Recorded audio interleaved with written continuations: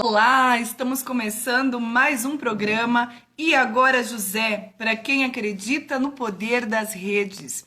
E hoje nós estaremos recebendo aqui a doutora Elaine Barros, ela que é advogada, terapeuta holística, consteladora familiar pós-graduada e membro da Comissão de Direito Sistêmico da OAB do Ceará. Seja muito bem-vinda, doutora Elaine. Estaremos falando sobre um tema fundamental, um tema chamado Movimento da Consciência Sistêmica no Direito. Ela já chegou, vou convidá-la. Vamos aguardar a entrada dela.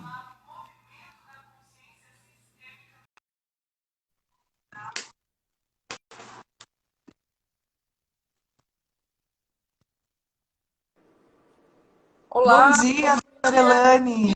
tudo bem? Tudo bem, e você? Tudo ótimo. Que bom te receber aqui, eu fico muito feliz, né? Já faz uns dias que a gente vem conversando, né, para fazer esse trabalho juntas. Pois é, Finalmente chegou o dia, finalmente deu certo, né? sempre na hora certa. É sempre assim, como tem que ser, né? Com certeza. Então, eu quero começar falando um pouquinho sobre o seu trabalho, né? Você faz um trabalho muito bonito lá no Ceará, tem um grupo de estudos também, trazendo toda essa filosofia, né, do conhecimento sistêmico, toda essa visão. Eu gostaria que você se apresentasse e falasse um pouquinho mais sobre esse trabalho para o grupo, por gentileza. Tá. Eu sou a Elaine Barros, eu sou radicada aqui no Ceará, não é? Hoje em dia, sou advogada, sou procuradora da Infraero, né? Que as pessoas ficam um pouco assim, gente, mas não tem nada a ver com direito sistêmico. Tem também, né? Sei. E assim, eu estou procurando atuar muito hoje, como você falou, nessa questão da consciência sistêmica, né? Porque o judiciário, assim, quem é advogado, a gente já notou que ele meio que faliu, né? Ele não está dando respostas para os jurisdicionados hoje em dia. Você entra com processo, você entra hoje, o cliente, quando é que vai ser resolvido, doutora? Não tenho ideia, né? E a consciência sistêmica, como a gente já vem falando, ela vem para aquela história, melhor um péssimo acordo que uma boa briga, né? Quando a gente vai conversar com o cliente, explicar aquela situação toda, a gente recoloca ele no lugar correto em relação àquele conflito, né? Ele, às vezes, muitas vezes, desiste de judicializar o processo e resolve ali extrajudicialmente a situação dele, né? E, Sim, assim, toda aquela questão também do tribunal multiportas, né? A gente sabe hoje que o artigo 3º do Código de Processo Civil está incentivando profundamente os advogados, os demais operadores do direito a sempre fazer acordo, né? Sempre trazer outras soluções para conflitos, né?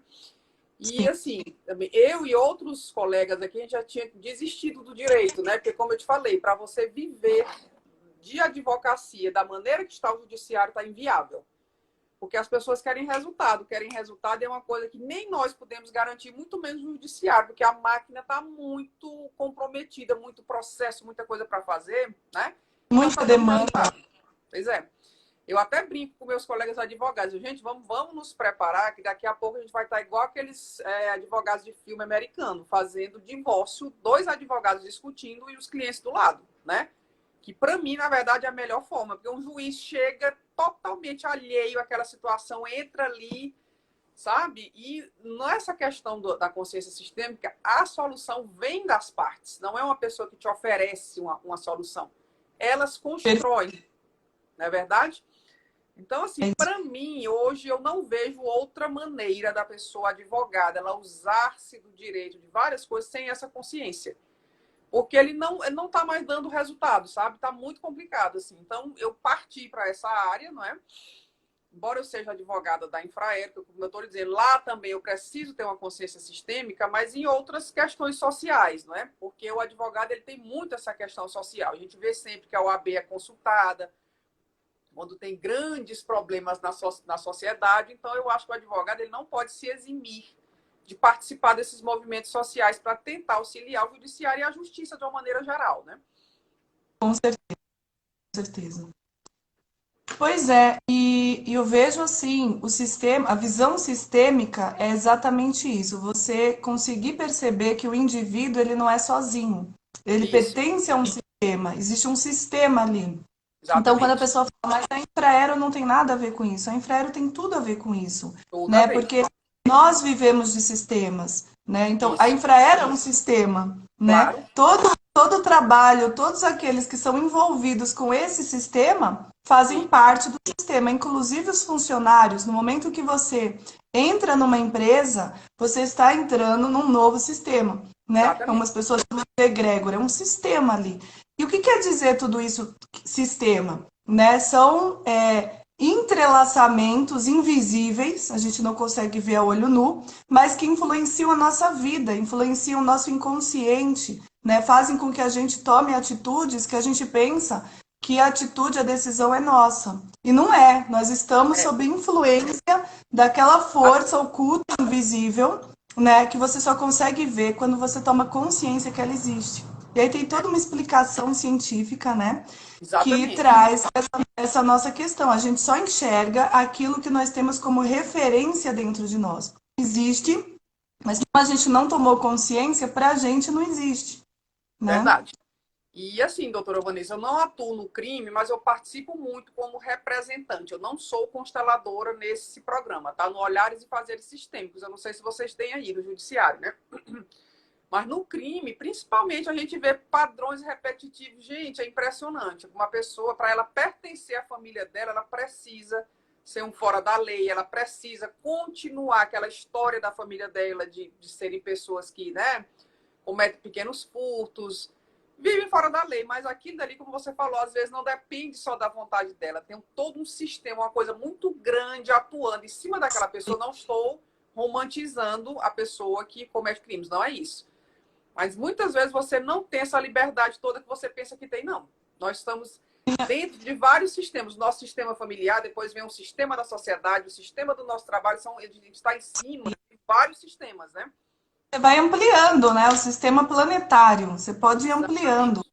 Tudo isso influencia na sua vida. E você sabe, doutora, que essa questão que você trouxe do crime, né? Uhum. Eu sou especialista em crimes de família, né? E conflitos familiares. E aí, venho trabalhando nisso já faz muitos anos, faz mais de 2 décadas que eu trabalho com questões de família envolvendo conflitos e crimes, né? Eu Sim. fiz parte, inclusive, da criação da Lei Maria da Penha, Ai, que trabalhei ótimo. muito com orientação Maria da Penha, parental, inclusive, é cearense, né? exatamente. Mas eu sou do Ela foi Piauí, tá? coordenadora da mulher na época, né, que a gente estava Sim. implantando. E aí, o que que acontece? Eu fui para o Ceará por causa disso, eu conheci o Ceará nessa época, né? E depois voltei para passear. Ah, tá. Que é ótimo. É um Passear com lugar certeza. lindo, né? Um lugar lindo. E o que que acontece? Eu fiz várias pesquisas, né? Na época eu estava trabalhando lá em Pernambuco, estava pertinho. Eu trabalhava junto do governador da época, que era o Eduardo Campos. E a gente trabalhou também na implantação, né, da lei dentro do estado de Pernambuco. Então, toda a implantação para montar a rede de proteção à vítima de violência doméstica. E nessa vivência, eu estava estudando as constelações familiares. Então, eu já tinha esse olhar quando eu fui fazer a pesquisa. E Com eu certeza. constatei várias situações. Eu percebi que às vezes a pessoa abre mão da própria vida, ela fica disponível para ser vítima, para morrer, para, enfim, por Verdade. amor ao sistema dela, porque todas que vieram antes foram vítimas. É mais doloroso para ela, inconscientemente, ela Sim. se livrar daquela situação e seguir para a vida de uma maneira Do diferenciada que do que continuar o viver tudo caminho, né? aquilo e isso e sentir que pertence àquela família de origem. Ela é Verdade. parte, todas passaram por isso e ela faz parte da família. Tem Sabe que aquela passar. frase? É. É aquela frase, nossa, a cara do pai, como é que é? Tal pai, tal filho. Sim. Essas falas que fazem com que você seja identificada com alguém da tua família de origem, dá orgulho, né? Nossa, eu pareço com Claro. meu pai, Sim. né? Por Eu mais tenho que você jeito não tenha de mãe. consciência, né? Sim, sim. E principalmente, essa parte eu acho bastante interessante, quando um filho é afastado do pai, não tem nenhum acesso a esse pai, ninguém fala nada sobre esse pai. Esse filho encontra o pai já na fase adulta e aí descobre que tudo que ele fez na vida foi igual ao pai. sem saber de verdade. nada do pai, Essa né? questão da Então, alienação, essa questão da alienação parental, né? Eu venho batendo muito nisso também, que muitas mulheres ficam usando os filhos como moeda de troca para atingir o parceiro. Nossa, a gente vê aqui sim, no fórum, quando existem essas constelações, que existe alienação parental, é quase que automático, ela cessa quando a mulher tem essa consciência de que exato. tá falando com outra pessoa e não com aquela criança. É triste isso, porque a gente fica vendo aquele conflito todo, o casal não olha para a criança, que é o maior interessado. Fica resolvendo Ninguém olha, questões do sistema de cada um, né? ninguém Muito olha triste. para criança. Ninguém Tem olha para muita criança. coisa, sabe, doutora, que assim, eu fui descobrindo nesse período aí de estudo, de trabalho.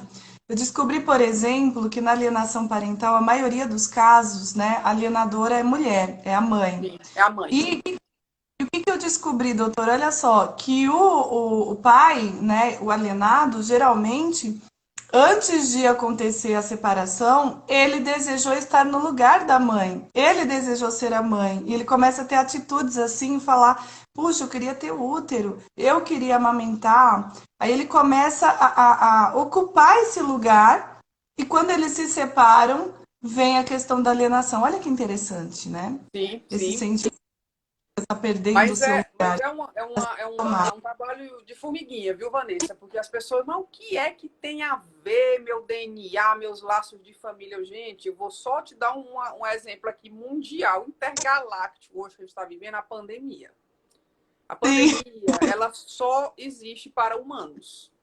Os animais estão aí, não tem coronavírus, não tem nada disso para eles. Você quer um fio maior para unir a gente do que isso, não é? Assim, é a raça verdade. humana, nós temos que tomar essa consciência com urgência que nós estamos intrinsecamente ligados uns aos outros, né? Por Total. exemplo, eu posso estar falando com você aqui, não sei se temos um ancestral em comum, não sei de onde foi, entendeu como é a história, que o Brasil, ele também é um país muito miscigenado, né? Assim, então, às Nossa. vezes você descobre, ai, meu primo lá não sei aonde, aí você vê que aquela pessoa tem mais ou menos os seus mesmos trejeitos, parece com o olho da sua família, com o cabelo, aquela coisa toda, né? Hã? Com certeza, estou concordando totalmente. Você sabe que quando você falou isso, eu até me arrepiei aqui, Aham. porque eu vivenciei uma situação essa semana numa constelação e eu estava constelando e eu estava com um grupo de pessoas que são alunos meus, né? E aí, lá no meio da constelação, a conversa toda já tinha finalizado e as pessoas começaram a falar de onde eram, o que faziam. E começou uma mistura e começou, nossa, mas espera aí, eu passei por esse lugar e começou indo, indo. Eu sei que no final das contas, tinha uma cidade lá no meio entre eles, chama-se Tupã. E essa Aham. cidade é a cidade que meu pai nasceu. Olha a Nossa, história. é. Aí elas pegaram e falaram que lá tem um grupo indígena que é da etnia Funiô.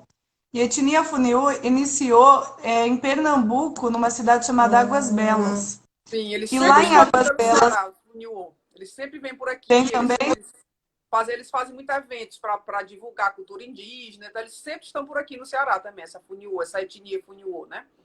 Então, e a minha mãe é indígena Funiô. Ai, que E legal. aí eu não sabia que tinha Funiô em Tupã, onde o meu pai nasceu. Eu já comecei a ficar desconfiada. Aí começaram a já brincar, me chamando de prima. E É assim, possível? olhando para você, o seu fenótipo não tem nada a ver com índio, né? Não, nada. Eu não tenho nada a ver com a minha mãe. Eu Pois sou, é, assim, fisicamente, o fenótipo é o meu pai. exatamente. É a Aí mesma coisa, cura tudo. fica mais complicado ainda para uma pessoa que não entende entender isso. Como é que a Vanessa pode ter ancestrais indígenas? Tem.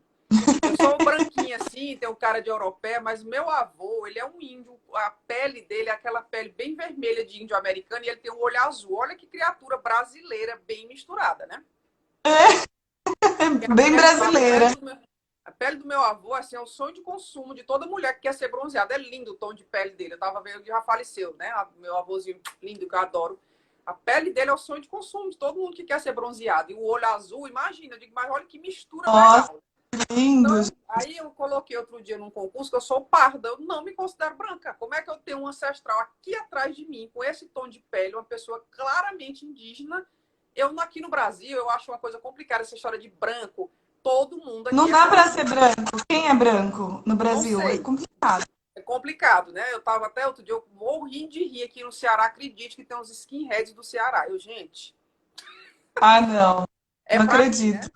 É pra rir. Nossa Senhora, gente, pelo amor de Deus, nordestino, com um negócio de skinhead. Eu sei que nessa história eu faço cima para baixo. Não, Eu os não lembro se foi skinheads são esse. contra os nordestinos, né? Eles vão se Ou eu tô matar, na enganada? verdade, né? Eles vão se matar, só pode. Porque eu não sei se foi exatamente esse grupo, mas alguém do Brasil, que é skinhead, mandou uma carta querendo se filiar ao Partido Alemão. Foi vetado. Eles falaram claramente: nós não trabalhamos com mestiços. E é verdade. Não faz sentido nenhum brasileiro ter esse tipo de procedimento. Gente, eu fico assim, olhando, eu fico impressionada. Mas é o que eu te falo, a serviço de quem essas pessoas estão falando. Porque para nós, para É mim, não faz semelhante, sentido. e é Não é? semelhante à história de Hitler, né? Claro. Não fazia sentido nenhum Hitler, Estão a serviço de né? Ele quem? não Estão tinha falando. origem, ele não era judeu. Estão falando por quem? Essa semana mesmo, Vanessa, eu estava assistindo um programa sobre a Inquisição, eu fiquei de cara. Você lembra do Tomás de Torquemada, que era o grande inquisidor? A mãe dele era judia. Veja que loucura. Veja que loucura. Então, Eu estou falando que são então, casos maravilhosos para a gente estudar sistemicamente para entender o que é que em nome de que essa pessoa está falando. Como é que minha mãe é judia e eu vou perseguir judeus? O que é isso? O que é que está acontecendo, sabe? e é aí que eu quero chamar atenção, doutora, porque o que que acontece? Você começa a perceber que não existe loucura.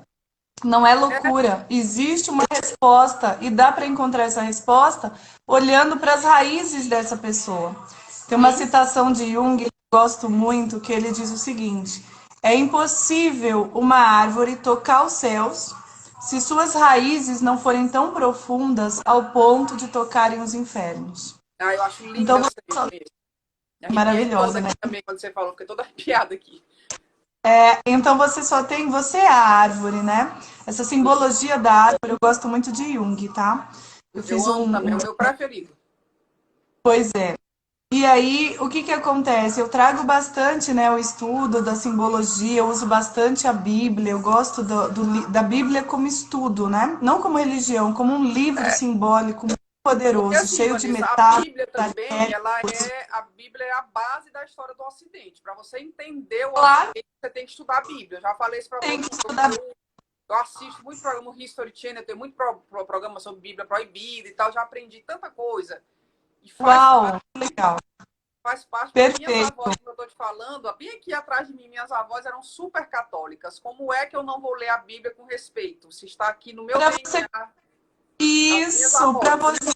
para você aprofundar a sua raiz, você precisa seguir o conhecimento da sua raiz. Você Com precisa, certeza. pelo menos, saber, para a partir dessa consciência, tomar suas decisões, né? Conscientemente. Sim. Então, e fora a questão dos arquétipos que tem lá, do conhecimento que existe mesmo ali imbricado, né? É um livro Então, riquíssimo. eu trazendo isso, esse conhecimento, a Bíblia fala muito da gente como árvores também. Tem muito essa Sim. questão da árvore, árvore da vida, árvore do conhecimento do bem e do mal. Aquele cego que, quando passou a enxergar, ele disse que estava embaçado e via homens como árvores. Então, tem muitas citações bíblicas falando a respeito da árvore, a árvore sendo uma referência para o ser humano. E nós Claro. somos essa árvore, né? Eu estudei um Sim. pouco de cabala também e traz essa questão que somos árvores invertidas, né? Que o ser Sim. humano, a raça humana, são árvores vermelhas e as árvores verdes são aquelas que estão integradas na natureza, né? E que já fazem parte. Quando o ser humano compreender isso, que ele também é parte de todo o ecossistema, de toda a natureza, ele deixará de ser árvore vermelha, ou seja, aí a analogia da árvore do conhecimento do bem e do mal, e passará a ser a árvore verde, que é a árvore da vida. Ele volta à origem do Dele. conhecimento que ele faz Isso. parte de tudo. Só existe um único Deus, ou seja, tudo é um, né? Claro. Verdade. E aí, dentro de todo esse movimento, desse conhecimento, né, relacionado à árvore, a gente percebe, né, a árvore é o símbolo da constelação. Então, Sim. a gente só consegue mesmo crescer, se desenvolver para a vida, se a nossa raiz estiver profunda, se a gente tiver honrado essa raiz, se a gente tiver integrado essa raiz, independentemente do que aconteceu e do que houve. E aí, estudando essa raiz, a gente vai compreender que Hitler, que todos esses movimentos, eles têm uma explicação, que a violência doméstica, que os divórcios, eu escrevi um artigo essa semana falando sobre o divórcio. Eu escrevo no jornal Gazeta de Pernambuco, eu tenho um Certo. espaço lá, é uma coluna que é o Espaço Mulher. E eu falei sobre isso, eu falei que divórcio é sintoma. Divórcio é Verdade. sintoma, assim como a dor de cabeça é sintoma. A dor de cabeça não é causa. Por causa da dor de cabeça, você vai buscar o que está acontecendo no seu corpo. O Sim. divórcio geralmente não é causado pelo casal. Geralmente é por questões do sistema de origem que não foram resolvidas e são trazidas, e às vezes a Porque pessoa nem cai. quando você casa, na verdade, você está sendo entregue para o seu sistema familiar e está recebendo outra pessoa para fazer alguma homeostase, alguma compensação, né? E essa Exato. questão que você falou aí das raízes, eu sempre deixo bem claro para as pessoas essa questão de constelação familiar não é espiritismo, não é aquilo, não é isso, não é aquilo outro. Por quê? Essa história de você, voltando para a Bíblia, de honrar o pai e a mãe. Ela fala honrar, ela não fala amar. Porque as pessoas, Alane, mas eu detesto meu pai se você se resolva com ele. Sabe por quê, Vanessa? Voltando aqui para uma coisa científica bem tranquila. As nossas tiras de DNA é metade do meu pai, metade da minha mãe. A partir do momento que eu fico agredindo uma metade minha, não vai dar certo isso para mim. Meu pai e minha mãe estão lá com a vida deles bem resolvidos. Agora, se você insiste nisso, de ficar se agredindo, quando você agride seu pai e sua mãe, você está se agredindo por causa do seu DNA. Os nossos antepassados todos estão vivos dentro de nós através do DNA, que essa história de metade, metade, metade, metade de um, eu tenho gente lá da décima, nossa, lá atrás, que ainda está viva dentro de mim. É isso que as pessoas têm que entender quando eu falo de constelação familiar. Você tem que cuidar de você. Essas pessoas já viveram a vida delas, elas não sabem nem que você existe. Agora, a partir do momento que você não as aceita, você está se autoagredindo, agredindo o seu sistema, o seu DNA, o seu corpo acima de tudo, né? E eu, gente, é É só tão honrar. Honrar, não é amar. Se seu pai matou, se seu pai é estuprador, se seu pai abusou de você, se sua mãe é prostituta, se não sei o quê, não interessa. Ela está viva, você é parte disso.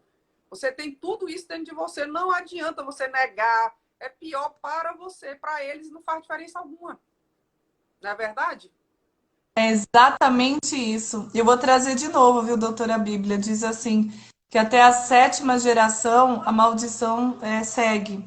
E aí cada um que vai repetindo, essa sétima geração vai se multiplicando. A, E a se você maldição, a honrar, maldição, ele pegou uma coisa ruim, mas coisas boas também é o vão que eu ia sendo falar passadas agora. pelo DNA, né?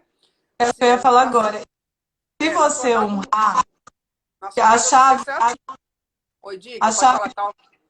A chave está na honra, a chave está na integração. Se você honrar, seja lá o que for, tudo isso que você disse, não, mas eu honro porque é meu sangue, eu honro minha raiz, né? Tá Seria tão ridículo resolvido. como uma árvore tentando destruir suas próprias raízes. É uma coisa Pronto, você lógica. foi no ponto agora. É a mesma coisa, eu não vou conseguir viver se eu estou enfiando faca, matando a minha raiz. Não vai dar certo isso. A pessoa tem que Como? entender Não vai. para ela.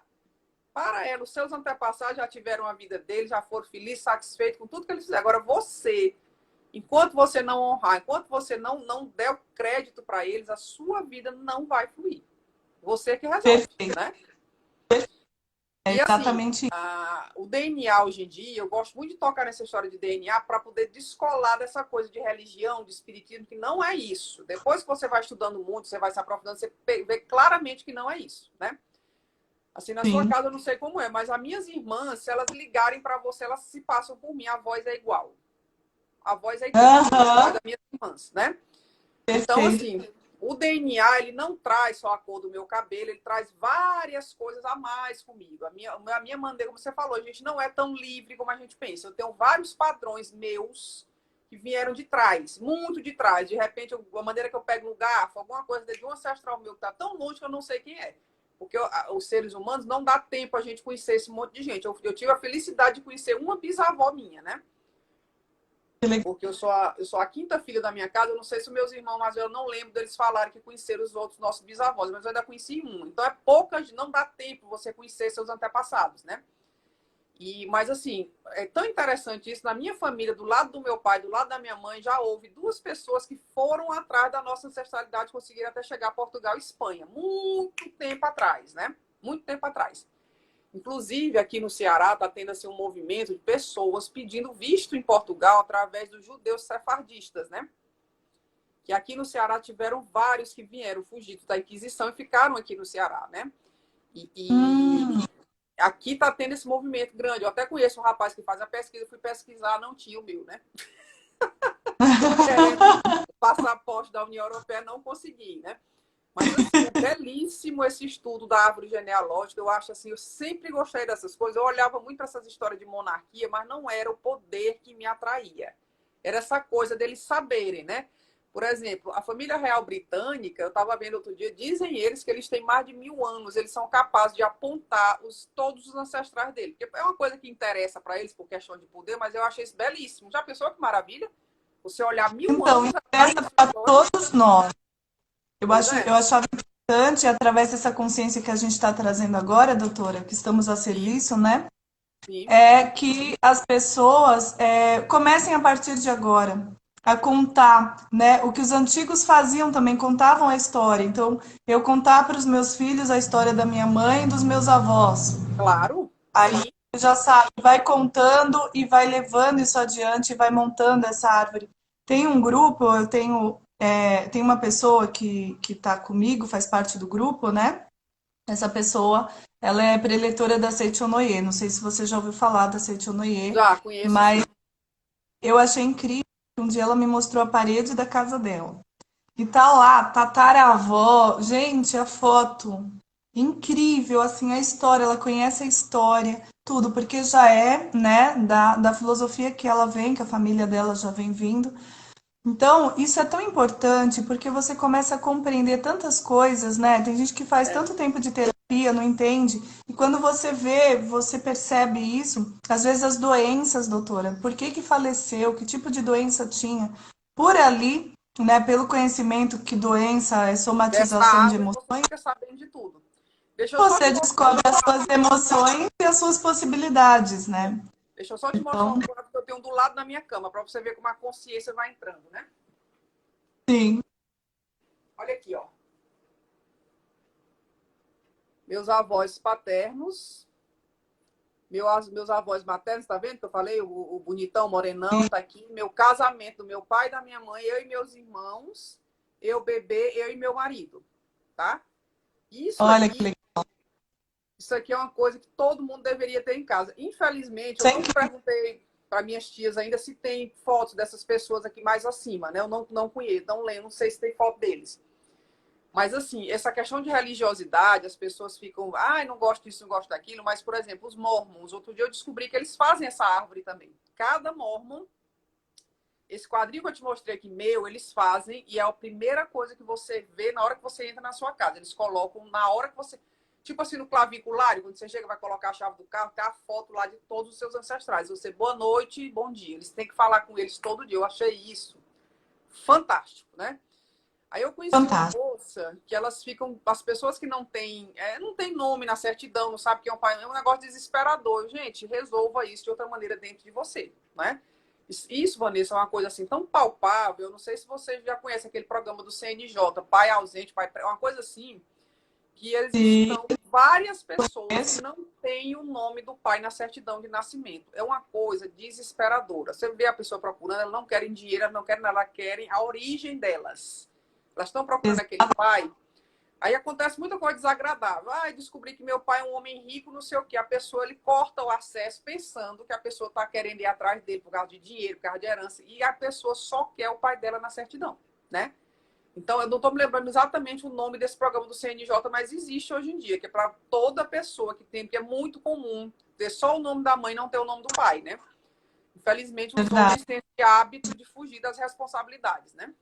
Eu já trabalhei bastante em casos assim, e eu tô achando interessante, doutora, só vou colocar duas questões aqui. Uma é que a Mariângela, ela é advogada, né, doutora Mariângela, e ela tá aqui, e ela escreveu aqui, gratidão, doutora Vanessa, Tenho muito orgulho da história que conheço da minha ancestralidade. Excelente live, muito profunda, ao mesmo tempo leve e alegre. A Mariângela estudou comigo, né, após em Direito Sistêmico, lá na Sim. Hellinger. Sim. E é ela o caso que eu acabei de contar, da parede lá, dos Ah, ancestrais, né? legal. Ai, Mariângela, parabéns, viu? Que bênção que você Legal, né? pelo Ela menos tá sabe o nome de todo mundo, né? Tem foto, é uma maravilha quando existe nossa, isso. incrível. A Pois história é. dela é incrível. E aí, doutora, só para fechar a história da Bíblia, né, que eu estava falando, Aham. diz assim, que a maldição segue 7 gerações para frente. Agora, se você virar a chavinha, que chavinha é essa que está escrito lá? Honrar pai e mãe e honrar o teu Deus acima de todas as coisas. Como é que eu compreendo isso? Honrar a criação. Então, ou seja, tudo, Sim. todos até o primeiro, você honra tudo. E quando você faz isso, aí está dizendo lá que a bênção segue 1000 gerações para frente. Olha Porque só, que você o lembrou bem tudo que você sempre, é. o bem sempre ele é bem mais poderoso do que você ficar prestando atenção em coisa que não valeu a pena, né? Outro dia, Sim, eu atendendo uma moça aqui, ela reclamando de todas as mulheres da família dela. Eu, peraí, vamos dar um minutinho bem aqui, deixa eu defender essas mulheres, só um minuto, né? Eu estava falando para ela que hoje em dia tem uma questão assim que as mulheres estão se valorizando muito, etc. As minhas amigas, quando vão ter filho, já tem um dinheiro da plástica guardado, né? Que realmente é uma coisa. Não, mas você fica com o seio caído, fica muito feio, fica a autoestima vai lá para baixo.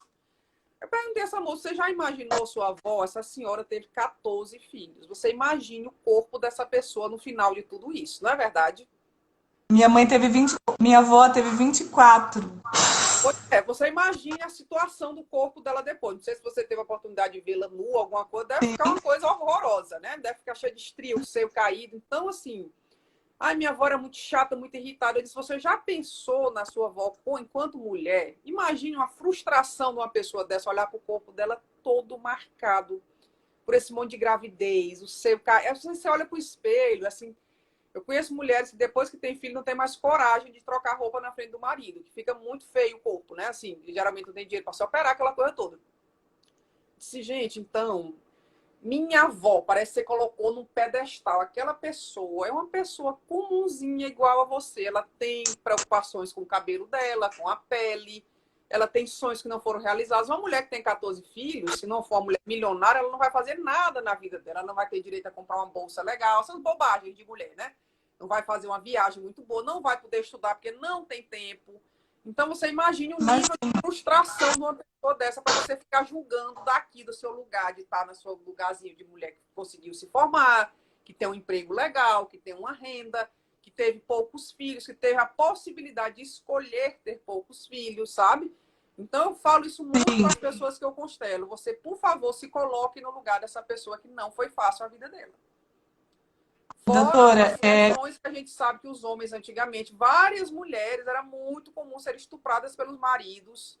Era aquela coisa era de isso que eu ia não vai falar. estudar porque eu não deixo, porque o marido chegava, casou, agora você vai cuidar da casa, você não vai estudar, não vai trabalhar fora. Gente, isso é um estupro moral para uma mulher, uma coisa dessa. Como é que o meu marido... Antigamente faziam isso demais, os homens, acho que com medo de não sei o que é problema.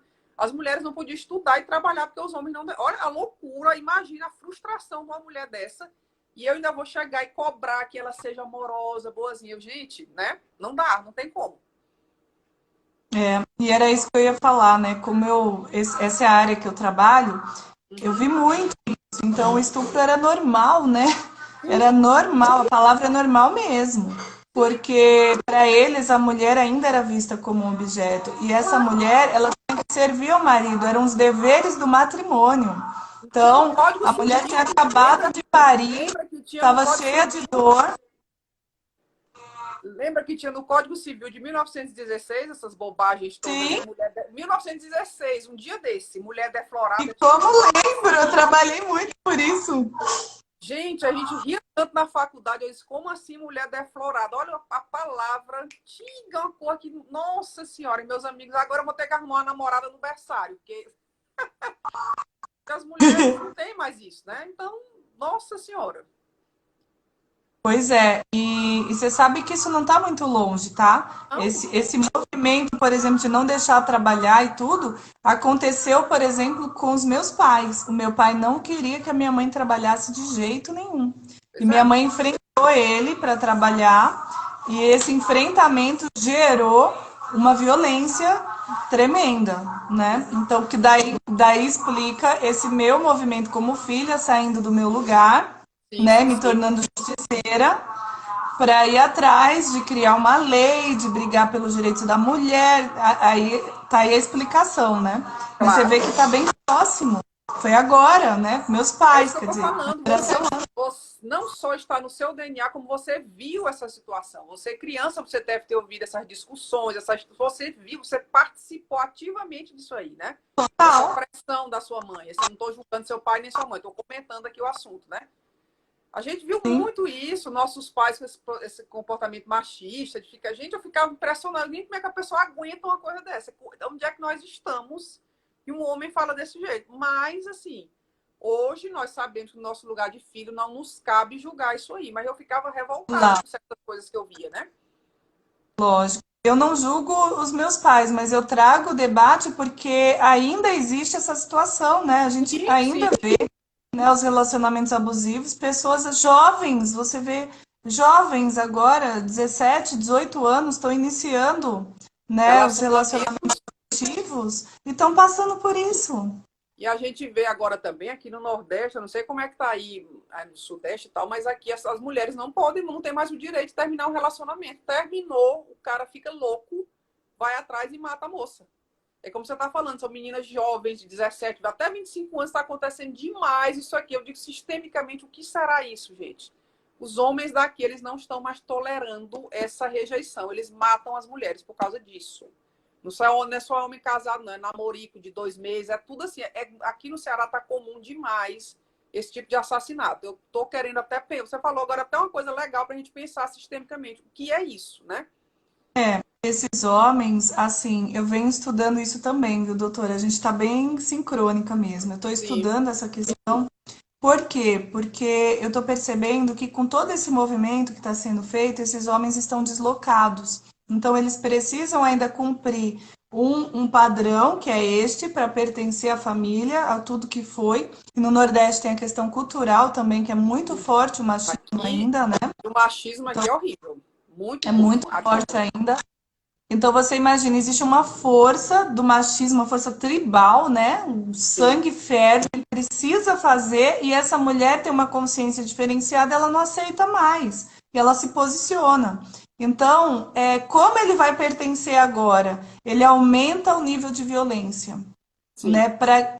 É como se fosse, não sei, lembra quando eles falavam, né? Eu matei por defesa à honra. Sim, Essa exatamente. defesa à honra ainda está gravada nesse sistema, ainda está o que a gente chama de mente coletiva. Ainda está na mente coletiva. Você precisa defender a sua honra de homem.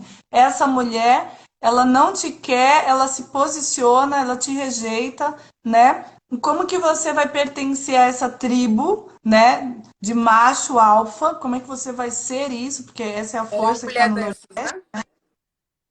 Como é que você vai ser isso com essa mulher te afrontando desse jeito, né? Exatamente. E aí começou um discurso também que até isso está me incomodando um pouquinho. E eu tenho que ver por que está me incomodando. Mas tem um grupo que está fazendo um trabalho aí a respeito da alienação parental. É um grupo de homens. E eles estão divulgando muito essa questão que depois da Lei Maria da Penha, depois do trabalho que a gente está divulgando do direito sistêmico, a violência aumentou, né? Querendo trazer e A dizendo para responsabilidade os é nossa homens, agora. A responsabilidade é nossa, de novo, né? é Jogando pra isso, gente. É dizendo realmente. para os homens que eles podem matar, que juridicamente, matando, eles vão ter menos problema do que só ficar discutindo. Então, isso está sendo, é uma cultura que está sendo divulgada, difundida, né? Então, a explicação, né? Porque a maior parte das minhas pesquisas, doutora, é no Nordeste, né? Uhum. Eu fiquei 17 anos estudando o Nordeste, essa região, mais especificamente Pernambuco, né? E eu tive vivências incríveis no Nordeste, né? Eu tive meu período como secretária da mulher, então eu tive muito acesso a isso. Eu tive meu período como policial civil, então eu tive muito, assim, muita experiência de Muito laboratório, de contato, né? Muito vivência. contato prático com o assunto, né? Exatamente. E é isso, é isso. Se eles não fizerem, eles morrem, porque eles vão deixar de pertencer à tribo dos macho alfa. A palavra é essa, tá? Macho Não, alfa, mas os você poderosos. você explicando assim com a visão sistêmica é muito tranquilo, porque outro dia eu soube de um assunto, assim, não é que a pessoa estivesse fazendo fofoca, mas existe uma mulher aqui no Nordeste, não vou nem citar o estado, que é uma juíza do trabalho. O vizinho dela toda noite escuta essa mulher surrada pelo marido todo dia. Aí, assim, a gente vem para o nosso julgamento normal, sem entender a parte sistêmica. O que é que leva uma mulher que é juíza do trabalho, uma mulher super empoderada, um salário muito bom, se submeter a uma situação dessa? Aí parece que ela sustenta o rapaz, eu não sei dos detalhes, mas a O pessoa... amor. Hã? A resposta é o amor. Não, O é que as, leva essa mulher a as fazer isso é o lealdades amor. sistêmicas, entendeu? As lealdades sistêmicas. Ela se coloca nesse lugar de vítima, tá aí esse perpetrador, a gente vai ver tudo isso. Porque, assim, às vezes as pessoas veem com uma coisa muito simplista. Ah, mas a mulher não saiu de casa porque ela não tinha dinheiro. Não é verdade. Você que está bem sabendo Não. da Lei Maria da Penha, na época eu não atuo com crime, né? Mas uma conhecida minha foi presa e a família pediu que eu fosse visitá-la sempre lá na delegacia de capturas. A quantidade de mulheres estavam na porta pedindo para o delegado soltar os companheiros. Elas faziam a denúncia na Maria da Penha e depois iam chorar na porta com as crianças no colo. Eu quero meu homem de volta, meu marido, pai de meus filhos. O delegado, eu não estou entendendo. Resolva. Você quer ele preso? Eu vi esse debate na calçada. O delegado vinha chegando e ela abordou ele na porta. Você não estou entendendo. Foi a senhora que veio denunciar ele, agora quer que eu solte? Não posso. Você entende como é essa questão sistêmica, que não é uma coisa explicável se não for por essa visão sistêmica. Eu não tenho como te explicar por que essa mulher fez isso. Por que uma juíza do trabalho se submete a um casamento desse, leva o vizinho dela, Elane, são surras, de quebrar coisa na parede, isso é todo santo dia. Imagina você viver numa situação dessa de violência, você tendo toda a condição financeira de sair, de alugar um apartamento, de sair dessa situação, ela não consegue sair. Não consegue. E todo dia ela é surrada. Surrada a ponto dos vizinhos ouvirem, né? E, doutora, para você ver, né? Eu segui pelo caminho do direito, né? Desejando ser advogada, esse era o meu desejo muito grande, era o sonho da minha vida. Então, quero ser advogada, desde pequena eu falava isso.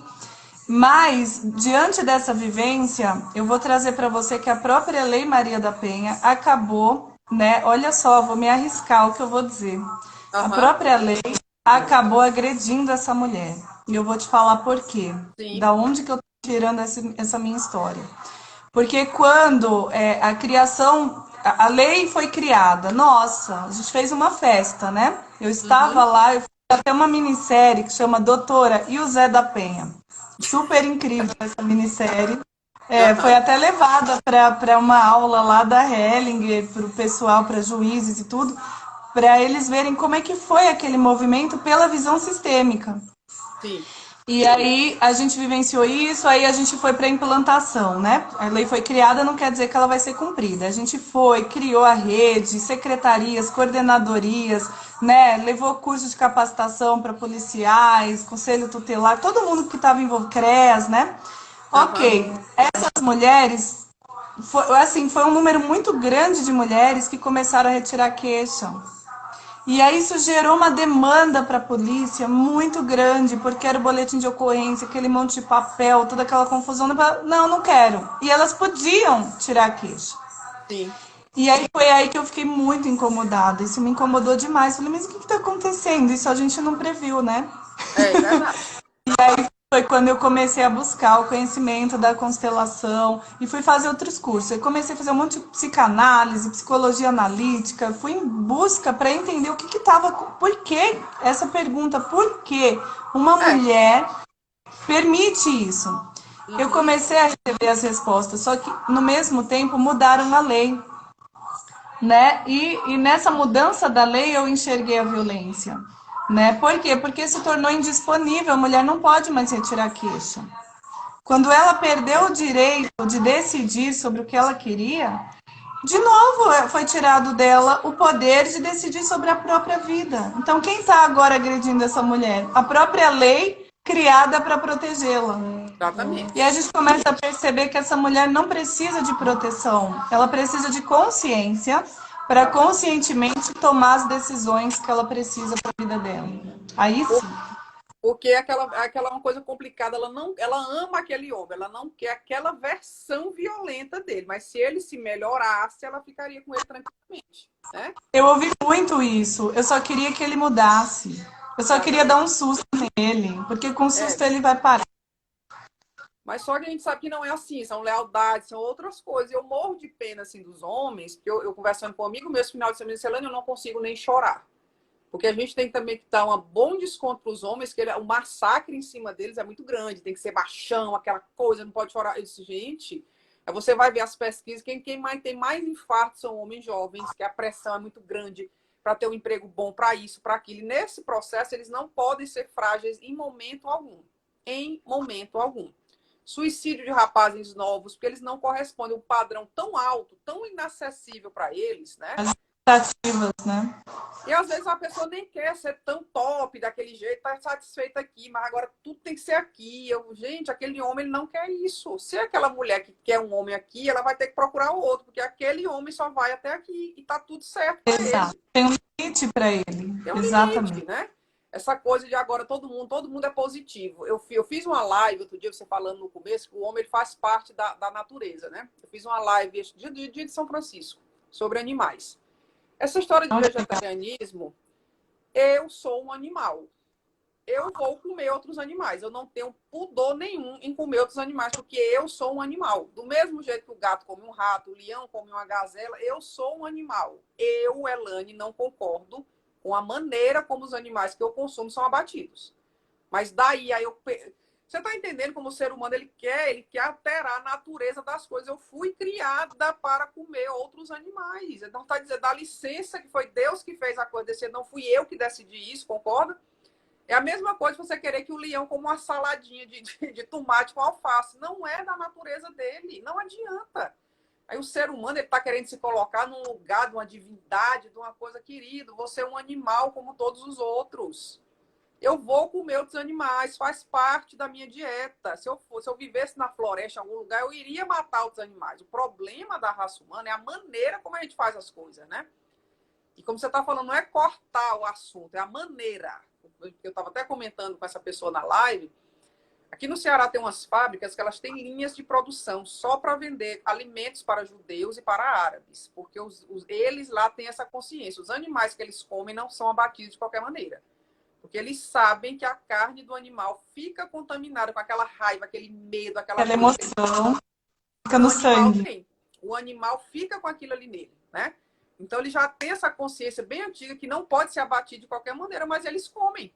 E eu vou continuar comendo. Falei isso dentro de uma live de proteção de animais. Você veja como é que está a minha consciência. Não, mas tem que ser dito, Vanessa. Essas coisas, esses extremos, sim, hoje em dia, tá um saco isso. Ninguém pode... Não, porque agora todo mundo tem que ser feliz.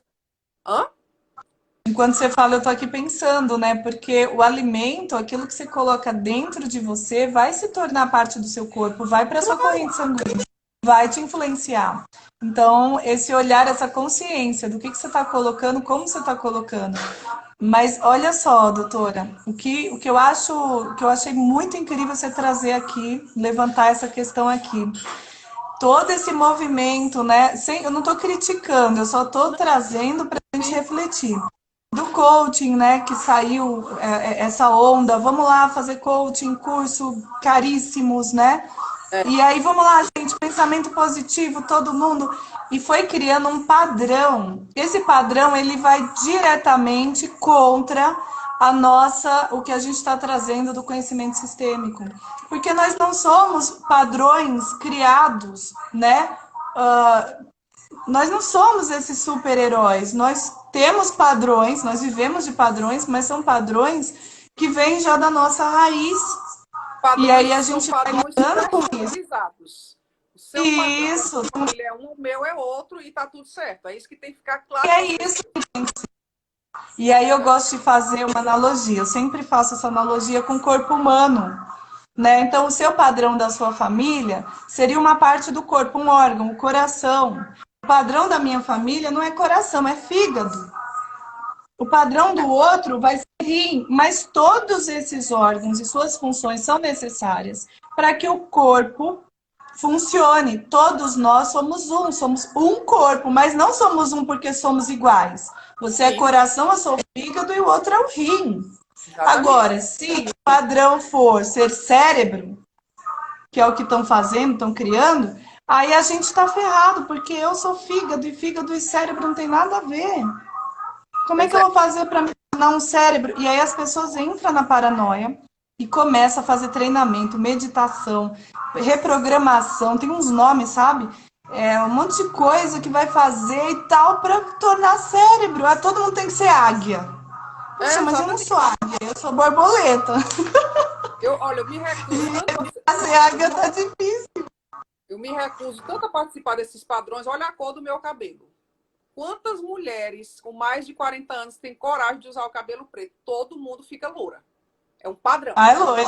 Você chega no salão, não quer dar uma iluminada. Cara, eu tô satisfeita com o meu cabelo dessa cor. Outro dia eu cheguei numa clínica, fui eu e meu marido fazer uns exames, todas as recepcionistas pareciam umas bonequinhas Barbie sentadas, tudo lourinha. Gente, o que é Tudo isso, igual. gente? O que é isso? Eu não Perdendo, vou. aí faz cirurgia plástica, né, pra afinar o nariz, pro rosto ficar com uma. Gente, aí vai ficar todo mundo é a Barbie. E Vai aí? Quem perder é a você? beleza, vai perder a beleza da humanidade, que é essa diversidade, sabe? Eu tô ficando muito triste agora com essa história de globalização. Você viaja, eu gosto, fui no Peru, fui nesses lugares, tem um artesanato riquíssimo. Chega lá, tá cheio de produto chinês, imitando o artesanato deles. Meu Deus, o que é isso? As pessoas estão perdendo a essência para poder fazer parte de um padrão que eu não sei quem é que está ditando isso, né? Até onde eu posso, eu resisto com essa história do cabelo e várias coisas. Porque, gente, por que eu tenho que ser loura? Me deu um bom dia. Também. Minhas irmãs são louras. As minhas duas irmãs são louras, né? Só eu que nasci com Pois é. cabelo de mulher na minha casa. Isso, para mim, foi uma coisa que me excluiu durante muitos anos. Você pensa que não? Lá no meu Ah, subconsciente, elas são loiras mesmo. Eu pensei que elas tinham loiras tingido. nasceram loiras, dos olhos São verdes. loiras mesmo. São loiras. Eu fiz uma constelação outro dia, a consteladora, você faz parte, mesmo você não sendo loura. Cara, isso foi um negócio que entrou tão fundo no meu subconsciente. Gente, eu nunca tinha pensado nisso, que eu não me considerava, sei lá, porque eu não era loura. O padrão das minhas irmãs é loura do olho verde, eu não sou. Meu Deus, olha como o negócio é profundo na gente, né? É um toquinho que a moça me deu na constelação, eu nunca tinha pensado nisso. Mas faz todo sentido. Porque isso aqui que você está vendo é totalmente diferente delas. A gente parece muito as formas, mas é outra cor de cabelo, outro olho, outro tudo. Minha Nossa Senhora. Aí tá vendo como essas coisas, esses tempos vão dando esses toquinhos na gente, coisas que você não imagina. Ai, meu Deus, quer dizer que eu tinha problema com isso, porque eu pensava que eu não era da família, porque eu não era loura. Aí quem é, Vanessa? Qual é a terapia que vai te dar esse clique? Eu não conheço. Nenhuma. Não, Não não, eu não conheço. conheço, eu já estudei bastante, viu, doutora? Já procurei Pois é, bastante, não achei, não. não conheço. No começo, até falando com minha professora, eu tive muito medo de ficar todo tempo falando de constelação. Parece gente fanática, mas não é, porque o negócio é fantástico e é muito efetivo, né? Você tem umas sacadinhas, umas coisas como essa história do cabelo das minhas irmãs e tal. Gente, eu nunca conscientemente eu tinha pensado nisso. E dentre várias outras coisas que aconteceram nas minhas constelações, se você olha, putz, era por isso. Aí uma bobagem, né? Outra coisa que eu acho fantástico também da constelação é aquela história daquele gêmeo não nascido, né? Que eu estava Sim, lendo um artigo, quase 70% da população mundial teve gêmeos. As pessoas têm problemas gravíssimos. E quem escreveu esse artigo que eu estou te falando foi uma psicóloga. Ela disse, eu não tenho outra maneira de descobrir isso aí, a não ser com constelação com outro tipo de coisa. Porque, por exemplo, no meu caso, hoje eu tenho 46 anos, a minha mãe, na época, eu não sei, mas não deveria ter sido um pré-natal como é esse nosso de hoje em dia, né? Que as mulheres fazem muito sim. ultrassom. Na época, eu acho que não era assim. E esses gêmeos não nascidos, mesmo que tenha havido um feto grandinho comigo, não tem como minha mãe saber, não adianta eu perguntar, não vai ter essa resposta. Só que outro dia, eu atendendo um rapaz numa escola pública, ele, doutora, lembrei, eu tinha um irmão gêmeo mesmo. Ele até um mês de gravidez, a mãe dele fez o primeiro pré-natal, tinha 2 fetos. Um mês, eu não sei o que foi que houve, tem uma história que parece que o organismo às vezes reabsorve, tem um negócio assim, quando eu vejo que não vai Tem, vingar, né? acontece, sim. Acontece. Aí ele me contando vários temas, eu digo Acontece assim, bastante. esse menino deve ter um gêmeo não nascido. A história dele toda estava entrando nisso, pois ele lembrou e foi perguntar à mãe dele, realmente, quando eu fiz, ele me ligou, olha, doutora, bem que a senhora falou mesmo, tinha e tal, para você ver que coisa maravilhosa. Esse menino teve a possibilidade de saber de fato disso. Eu não tenho.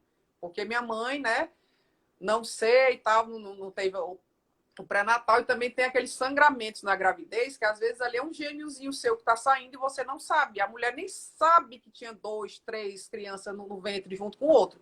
Só que aquilo dali é uma catástrofe para a vida de quem fica, né? Sistemicamente, quando a gente vai estudar, a pulsão de morte daquela pessoa é imensa, a falta de força, aquela coisa toda, porque ela está em lealdade a esse irmão gêmeo que morreu, né? E esse menino da escola, eu faço também um trabalho agora, nesse projeto, eu sou consteladora em escola pública do estado do Ceará, né? Porque aqui o índice de Que legal. suicídio e automutilação em professores e alunos está uma coisa absurda. Os professores aqui estão todos adoecidos. Todos. Já está perto de terminar aí o coisa, não? Falar um Eu pouco. olhei e falei, tô me avisando que Não, tá porque quase são uma terminando. hora para a gente, né, otimizar aqui. Então, na É, escola tá quase pública, a gente está fazendo esse trabalho aqui muito legal de prevenção. Já pensou que maravilha? Se a gente tivesse conhecido a constelação com 16, 17 anos, minha vida tinha sido outra. Nossa Senhora! totalmente, Tinha totalmente. evitado muita coisa. A consciência que A eu minha, trouxe para esse menino. a minha vida mudou completamente, doutora. Essa história do cabelo, por exemplo, eu tive uma vivência incrível com o cabelo. Até criei um produto chamado Poder de Sansão. Porque assim, eu era loira, eu tingia o cabelo, alisava o cabelo. Não era o meu cabelo é essa cor e ele é encaracolado. Uhum, Então, eu passei um processo assim para aceitar e eu comecei a perceber quanto de informação tinha no meu cabelo. claro. Informação da família, informação de como ele foi tratado, dos pontos de vista que existiam, né? Que é isso que a gente chama de persona, né? Persona é essa máscara que a gente coloca para atender as expectativas dos outros, né? Para ser aprovado, para pertencer a esse sistema aí que estão criando de padrõezinhos, de maquininhas Barbie, né? É. Então, trazer esse cabelo de volta, reconhecer esse cabelo, e é engraçado que as pessoas falam, ah, você não vai alisar? Você não vai fazer umas luzes, né? Existe Não, você ter essa essa cobrança. consciência para você se manter como você é, do jeito que você é, estar no seu lugar, com seus limites, com as suas virtudes e não virtudes, sabe? Bom, Mas eu vou terminar minha fala aqui, né, agradecendo, né, a presença. Muito obrigada, amei, eu sabia que seria lindo, eu te falei isso, seria maravilhoso o nosso encontro, eu já sabia disso. Então eu te agradeço profundamente, né? Agradeço a todas as pessoas que participaram. Esses vídeos da gente, depois muitas pessoas assistem, né? E eu sei que a gente vai levar essa reflexão para muitas pessoas. E tá. quero aqui também deixar um recado, porque hoje é o dia, nós estamos começando a nossa turma 3 do Pai Transformador, né? Que é uma vivência, olha que interessante, a gente vive em grupo essa questão do pai. A gente vai trabalhar o pai, essa energia que leva você para a vida, né? Sim, Trazendo tá. bastante conhecimento sistêmico, né? Para as pessoas colocarem em prática na própria vida, né? Então, toda uma reflexão sistêmica e multidisciplinar. E eu convido, né, quem está assistindo esse vídeo, você também, doutora, se quiser participar, né, para nos procurar, escrever aí, procura, e a equipe entre em contato para poder fazer sua inscrição. Então, Tá ótimo. gratidão. Vou deixar com você agora suas considerações finais.